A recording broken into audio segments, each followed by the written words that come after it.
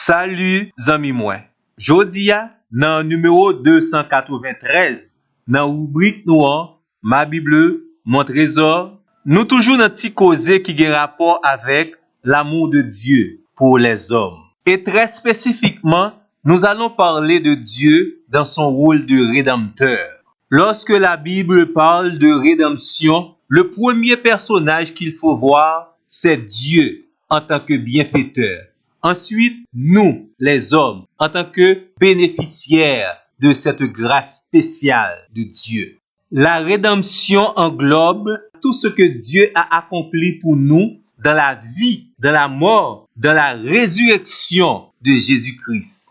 C'est ça nous relève l'œuvre rédemptrice de Jésus-Christ pour le salut des hommes. La rédemption efface et supprime tout obstacle qui t'est campé, ou bien qui est capable de camper devant nous, nous empêchant de jouir la vie et la communion avec Dieu le Père. La rédemption en Jésus-Christ enseigne-nous que Dieu n'a pas abandonné les hommes. Bien au contraire, les hommes sont dans le plan de Dieu. Et plus encore, Dieu les aime. Yon nan bagay nou ta remon comprendre, c'est que la rédemption doit être un message d'actualité.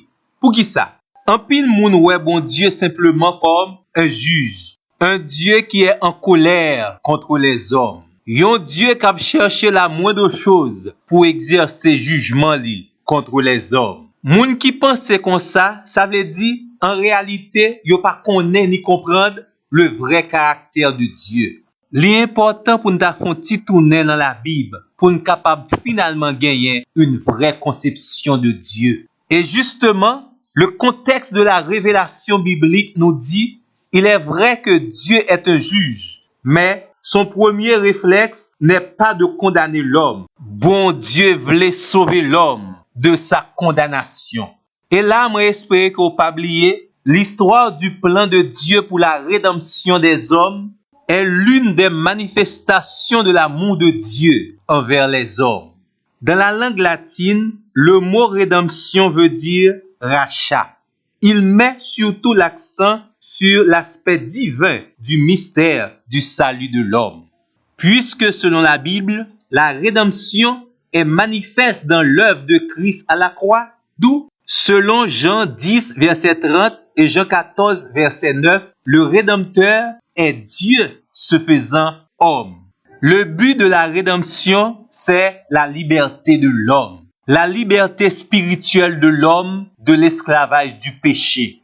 L'attente de Dieu, c'est que finalement, l'homme comprend et accepte par la foi la rédemption que Dieu lui offre. Moi, t'as aimé insister sur la nécessité pour que ou même ou accepter et vivre la rédemption de Dieu. Bon, mais c'est ou quelques conséquences positives de la rédemption dans votre vie. Selon Apocalypse, chapitre 5, verset 9, par la rédemption, le Seigneur Jésus a racheté pour Dieu des hommes de toute tribu, de toute langue, de tout peuple et de toute nation.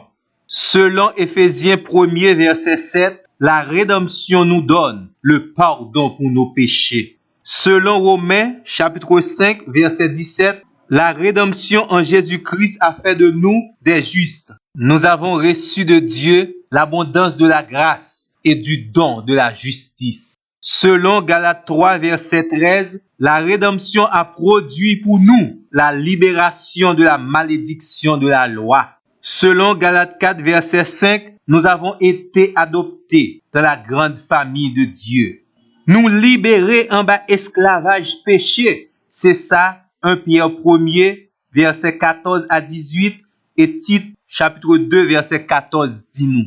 Par la rédemption en Jésus-Christ, nous avons la paix avec Dieu. Selon Colossiens 1er, verset 18 à 20. Et yon nan bagay ki pi belle, nous avons en nous le Saint-Esprit, la présence de Dieu au moyen de son Saint-Esprit, selon 1 Corinthiens, chapitre 6, verset 19 à 20.